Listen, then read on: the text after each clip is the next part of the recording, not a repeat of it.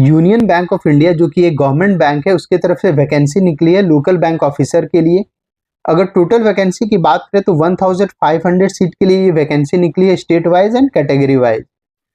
Form fill up करने की starting date 24 अक्टूबर रखा गया है, जबकि इसकी लास्ट डेट 13 नवंबर रखा गया है। अगर एप्लीकेशन फी की बात करें तो जनरल ईडब्ल्यूएस एंड ओबीसी वालों के लिए 850 रुपीज रखा गया है, जबकि एससी एसटी पीडब्ल्यूबीडी के लिए 175 रुपीज रखा गया है। एज लिमिट की बात करें तो मिनिमम एज 20 ईयर्स होना चाहिए और मैक्सिमम एज 30 ईयर्स होना चाहिए। ओबीसी वालों के लिए 3 साल और एससी एसटी वालों के लिए 5 साल का एज रिलैक्सेशन दिया गया है। अगर एलिजिबिलिटी की बात करें तो आपके पास ग्रेजुएशन सर्टिफिकेट होना चाहिए।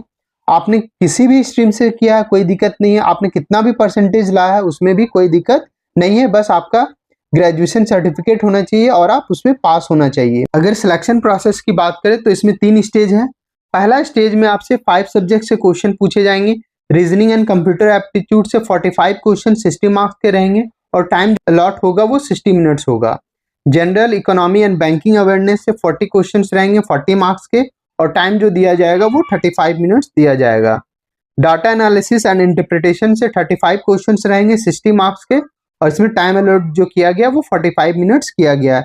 इंग्लिश लैंग्वेज से 35 क्वेश्चंस रहेंगे 40 मार्क्स के और टाइम जो दिया जाएगा वो 40 मिनट्स दिया जाएगा। टोटल 200 मार्क्स के क्वेश्चन रहेंगे और 155 क्वेश्चंस रहेंगे और टाइम जो अलॉट होगा वो 180 मिनट्स होगा। पांचवा जो डिस्क्रिप्टिव पेपर है उसमें आपसे एक लेटर और एक एसे पूछा जाएगा 25 मार्क्स का और टाइम जो अलॉट होगा वो 30 मिनट्स होगा। दूसरा स्टेज में आपसे पर्सनल इंटरव्यू होंगे 100 मार्क्स के, जिसमें जनरल वालों को 40 मार्क्स और ओबीसी एससी एसटी वालों को 35 मार्क्स लाना कंपलसरी रहेगा।